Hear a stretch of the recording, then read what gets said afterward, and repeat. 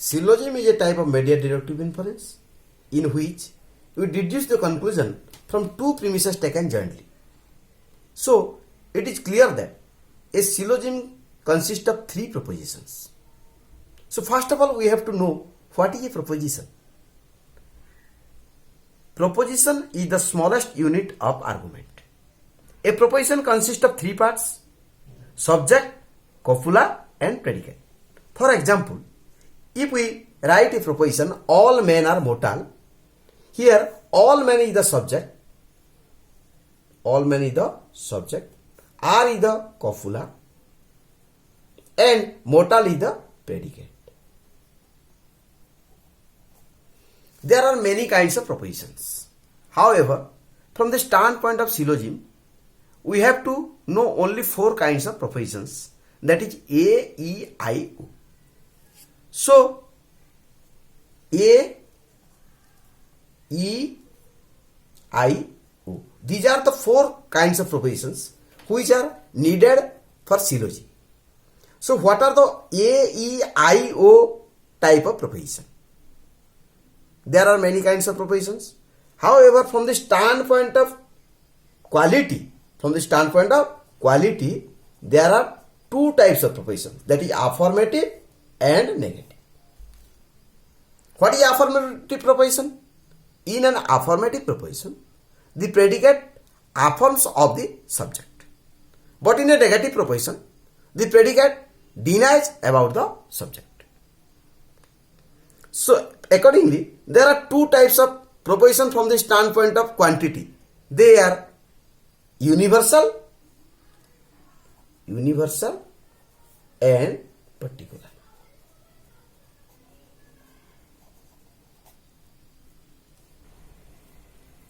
In an universal proposition, the predicate affirms or denies the entire denotation of the subject. But in a particular proposition, the predicate affirms or denies a part of denotation of the subject. So, we have to take from the standpoint of quality and quantity, how many kinds of propositions are there, we have to discuss. From the standpoint of quality and quantity, or from the mixed principles of quality and quantity, propositions are four types. They are universal, first, universal, affirmative,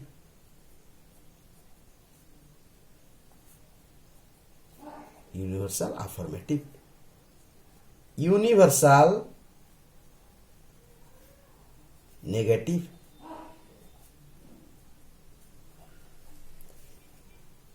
particular, affirmative,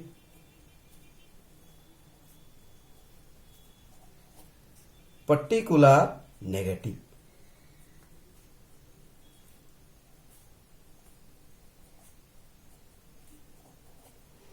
Now, universal affirmative proposition is known as A proposition. Universal affirmative proposition is known as A proposition.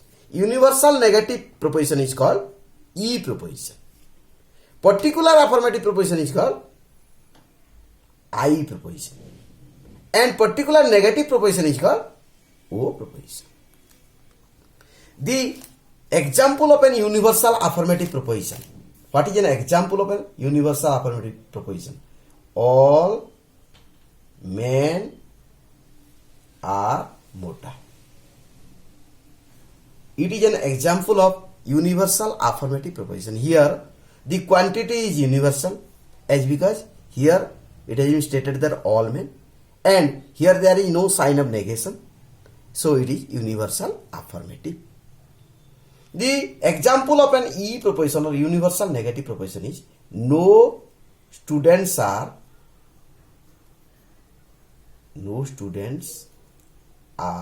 perfect. It is universal negative proposition. It is a universal negative proposition. Here it is universal mark. No is here universal mark. However, it is negative, so it is called universal negative proposition. I proposition.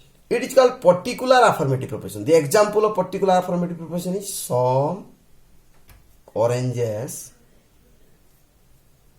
are yellow. So here it is marked some. Here it has been marked some. So it is particular. Here the predicate affirms of a part of denotation of the subject of some oranges.